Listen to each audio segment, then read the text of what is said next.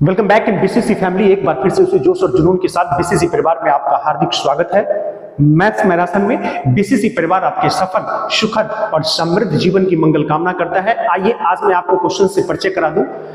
First जो question आप देख रहे हैं वो क्वेश्चन है एरिया और वॉल्यूम से रिलेटेड। क्वेश्चन नंबर 2 ये डिविजिबिलिटी रूल से रिलेटेड है। Question number 3 time and work से रिलेटेड है। क्वेश्चन नंबर 4 ये सर्च एंड इंडिसेस से रिलेटेड है। क्वेश्चन नंबर 5 परसेंटेज से रिलेटेड है। क्वेश्चन नंबर 6 यह भी एरिया से रिलेटेड है लेकिन इसमें थोड़ी सी दूसरी कहानी है।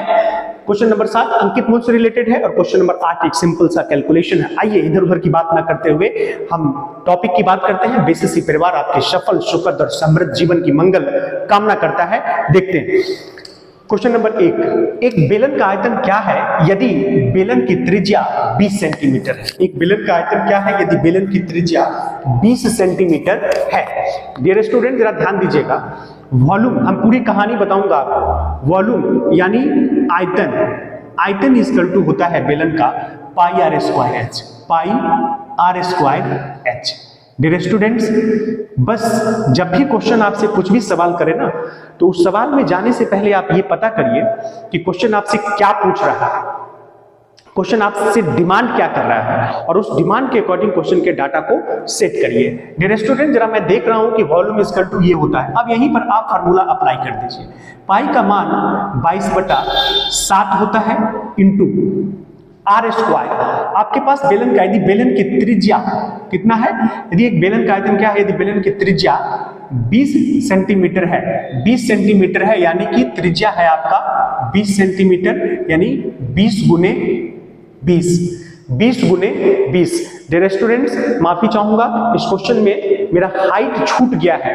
बेलन का आयतन क्या है, क्योंकि बेलन का आयतन पाई आर स्क्वायर एच होता है। शायद एडिटर साहब ने इसमें एक डाटा का मिसिंग कर दिया है। इसके लिए मैं चाहूंगा कि इस क्वेश्चन को आप एक ऊंचाई ले लें अपने से, एक ऊंचाई अपने से ले लेता हूं मैं। 20 सेंटीमीटर है और ऊंचाई 14 सेंटीमीटर है, ऊंचाई 14 सेंटीमीटर है तो क्या कर देंगे आप, इंटू 14 कर देंगे। That is your answer. अब आपके ऑप्शन में से कोई नहीं हो इसका दुख प्रकट मत करिएगा, क्योंकि इसमें सिंपल सी बात है, क्योंकि त्रिज्या दिया हुआ है आपका और ऊंचाई मिसिंग हो गया था। इस वजह से मैंने अपने मन से ऊंचाई 14 सेंटीमीटर ले लिया और ये वॉल्यूम आपके स्क्रीन पे। डियर स्टूडेंट क्वेश्चन नंबर 2 देखिएगा। यदि 2 to the power x plus 3 to the power y is equal to 17 और 2 to the power x plus 2 minus 3 to the power y plus 1 is equal to 5, ऐसे questions को बनाने के लिए हमेशा आपको एक बात का ध्यान हमेशा रखना होगा कि 2 to the power x plus 3 to the power y। Dear students x और y का कोई ऐसा वैल्यू लिया जाए, x और y का कोई ऐसा वैल्यू लिया जाए, और ऐसा वैल्यू लेने की भी जरूरत नहीं है, मैं ऑप्शन का इस्तेमाल कर लेता हूं। अगर मैं x की जगह पर 3 ले लेता हूं और y की जगह पर 2, तो देखिए तो 2 का पावर अगर 3 करेंगे तो 2 दूना 4 दूना 8, क्लियर। और y का वैल्यू 2 है और 3 का पावर अगर 2 करेंगे तो 3 तिया 9, 9 और 8 17 होता है। हमारा इक्वेशन फुलफिल हो गया। आप इसको भी चेक कर लीजिए। डियर स्टूडेंट्स x का वैल्यू अगर 3 लेंगे तो 3 और 2 5 हो जाएगा, 2 दूना 4 दूना 8 दूना 16 दूना 32 आ जाएगा उससे। और y का वैल्यू अगर 2 लेंगे तो यहां पर आ जाएगा y2 3, 3 तिया 9 तिया 27, यानी 32 में से 27 को घटाएंगे तो 5 आ जाएगा। इस क्वेश्चन को सॉल्व करने के लिए कभी भी मेथड का इस्तेमाल नहीं करेंगे, नहीं तो आपके लिए ये काफी घातक हो जाएगा और आपके हाथ से ये क्वेश्चन निकल जाएगा। तो देखिए कितना सिंपल है, आपका ऑप्शन नंबर ए आंसर हो गया। डियर स्टूडेंट आप जरा ध्यान दीजिएगा। क्वेश्चन नंबर मैं 4 पे आ गया एक ही बार, माफी चाहूंगा मैं, क्योंकि ठीक है कोई दिक्कत नहीं है। क्वेश्चन नंबर 2 पे आइए। यदि 4 अंकों की संख्या 463 और यहां पे y है, जरा ध्यान दीजिएगा, 463 7 से डिविजिबल है, 7 से विभाज्य है तो y इक्वल टू क्या होगा। मेरे दोस्त 7 का कोई रूल नहीं होता है, 7 का कोई रूल नहीं होता है, लेकिन एक चीज आप ध्यान दीजिएगा, एक चीज आप हमेशा ध्यान में रखिएगा कि यहां पर हम क्या करेंगे, डिवाइड ही कर देते हैं 7 से। ऑप्शन हमारे पास है, जो ऑप्शन हमारे लिए सूट करेगा हम उस ऑप्शन का इस्तेमाल करके इस क्वेश्चन को सॉल्व कर लेंगे। जरा देखिए तो 7 से विभाज्य है तो 7 छक 42 हो गया, 6 में से 2 गया 4 3, फिर 7 छक 42 हो गया, 7 छक 42 हो गया, 3 में से 2 गया 1। मेरे दोस्त रिमाइंडर कितना बचा 1। अब इस y के स्थान पर जाहिर सी बात है हमारे ऑप्शन में से 3, 5 और 6 का काम नहीं बनेगा। जैसे ही हम यहाँ पर 4 रखेंगे तो यहाँ पर हम 4 ले लेंगे, यानी क्या मिला 7 दूना 14, यानी y का वैल्यू क्या हो जाएगा 4 हो जाएगा। यानी 7 से भाग देते गए और लास्ट में हमने अपने ऑप्शन का इस्तेमाल करके इस क्वेश्चन का जवाब दे दिया। अगर आप इसको मेथड से बनाएंगे तो आपके लिए काफी डिफिकल्ट हो जाएगा। डियर स्टूडेंट 3 नंबर क्वेश्चन को देखिएगा, काफी फ्रूटफुल और काफी आसान है। कहता है कि 6 आदमी प्रतिदिन 10 घंटे काम करके 6 आदमी प्रतिदिन 10 घंटे काम करके, इसके लिए मैंने किसी मैराथन या SBR SSC बैंक वाले में बताया भी होगा, M1 D1 equal to M1 D1 H1 equal to M2 D2 H2।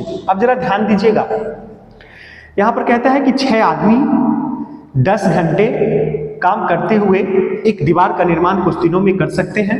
12 आदमी प्रतिदिन कितने घंटे कार्य करके उस दीवार का निर्माण कर सकते हैं। कुछ दिनों की बात है तो कुछ दिनों दोनों के केस में आप ले सकते हैं। उस कितने घंटे काम करके, देखिए 6 आदमी है तो 6 ले लीजिए, 10 घंटे है तो 10 ले लीजिए। डियर कुछ दिनों में, यानी ये कुछ दिनों दोनों के लिए सेम हो जाएगा, उतने ही दिन होगा, लेकिन घंटा यहाँ पर पूछ रहा है 6 आदमी 10 घंटे में, यानी मुझे यहाँ पे D1 की कोई जरूरत नहीं है, मुझे D1 और D2 की कोई जरूरत नहीं है, क्योंकि कुछ दिन आ गया, यानी यहाँ पर कुछ दिन जितना यहाँ उतना ही यहाँ पे हो जाएगा। इक्वल टू कर दीजिए आप 12 आदमी यानी M2 कर दीजिए, करते हुए उस दीवार को कितने घंटे में बना सकते हैं, यानी S2 कर दीजिए। डियर स्टूडेंट 6 से काटेंगे तो 6 दूना 12, 2 पचे 10, आपका आंसर कितना हो गया 5। गौर फरमाइएगा D1 और D2 यानी कुछ दिन, उधर वाले के लिए भी कुछ दिन और इधर वाले के लिए भी कुछ दिन, इसमें कोई संशय नहीं होना चाहिए, यानी जितना दिन उधर होगा उतना ही दिन इधर होगा, इसलिए दिन की कोई जरूरत इसमें नहीं है। तो इस फार्मूला का इस्तेमाल करके आप कोई भी क्वेश्चन बना सकते हैं। डियर स्टूडेंट जरा आप क्वेश्चन नंबर 5 नंबर देखिएगा, मैं एक लाइन में बनाऊंगा। परसेंटेज इधर भी है और परसेंटेज इधर भी है। यदि a प्लस बी का 20%, a माइनस बी का 20% के बराबर है तो a/b आपसे पूछ रहा है। तो दिमाग पर जरा जोर दीजिए, परसेंटेज इधर भी और परसेंटेज इधर भी, 0 इधर भी और 0 इधर भी।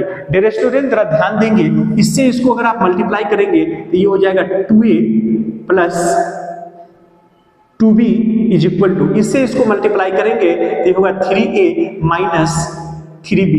डियर स्टूडेंट जब ये 2a उधर चला जाएगा तो ये a हो जाएगा और माइनस 3b इधर आ जाएगा तो क्या हो जाएगा 5b होगा। कितना बार बताया हूं, इधर वाला संख्या a का और इधर वाला संख्या b का जब कुछ भी नहीं है तो 1 है, यानी b कितना है 1 है और a कितना है 5 है। ध्यान दीजिएगा दो ऑप्शन फंसाने के लिए, यानी a/b इक्वल टू कितना हो गया 5:1। डियर स्टूडेंट जरा 6 नंबर क्वेश्चन को देखिएगा, काफी अच्छा क्वेश्चन है। यदि एक पहिए की त्रिज्या 14 सेंटीमीटर है तो 10 चक्कर में पहिया कितनी दूरी तय करेगा।